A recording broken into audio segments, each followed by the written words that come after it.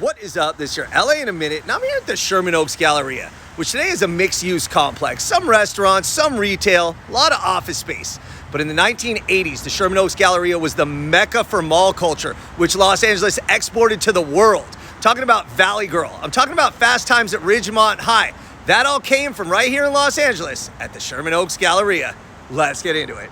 The Galleria opened October 30th, 1980 on what was formerly Moses Sherman's 1,100-acre ranch. Yes, Moses Sherman of Sherman Oaks. It opened with a May Company anchoring the north end, a Robinson's on the south end, and by the end of the year, a Pacific 4 theater went upstairs, which would forever change the Sherman Oaks Galleria, the Valley, and Los Angeles. Now, when the Galleria opened, it was a big deal.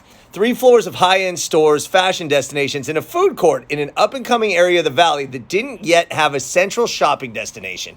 Now, while the shopping was good, the hanging out was better. It was one of the first malls to cater to the teen and adolescent crowd. It became a hotspot for hanging out and a place where parents would often just drop off their kids for a few hours. And when Fast Times at Ridgemont High and Valley Girls were released in 1982 and 1983, the Valley Girls stereotype became synonymous with the Sherman Oaks Galleria, which solidified the mall's position as the epicenter of teenage mall culture.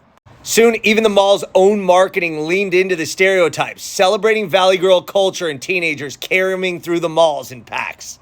From Bill and Ted's Excellent Adventure to Mean Girls to Clueless to, well, mall rats, mall culture continued to be celebrated, owing their influences to the Sherman Oaks Galleria. Throughout the 80s, the mall continued to thrive and grow, and it hosted events such as spelling bees and Madonna lookalike contests. But by 1992, the Galleria faced its first challenge. It was the merger of the mall's 2 anchors, Robinson's and May Company. As a result of the merger, both anchor spaces were rebranded as Robinson's May, which confused some shoppers. Less than 2 years later, in 1994, there was the Northridge earthquake. And even though the mall wasn't badly damaged, Robinson's May didn't reopen its doors to more than 4 years after the earthquake, severely hampering business. In addition, there was more competition and times were changing as malls were suffering throughout the country.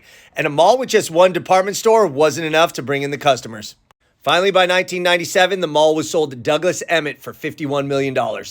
Robinson's May actually left, and within 20 years, the Sherman Oaks Galleria had transitioned from cultural icon to what was called by the LA Times a moribund money loser. The mall underwent a complete renovation under Douglas Emmett, who put $250 million total into the project. It was now an open-air space with an ArcLight movie theater, with a focus on higher-end restaurants and more office space, 1 million square feet of office space to be precise. The Sherman Oaks Galleria of today is still thriving, although in a completely different regard from its heyday as the home for mall rats and a haven for mall culture. So Los Angeles exported mall culture to America and to the world.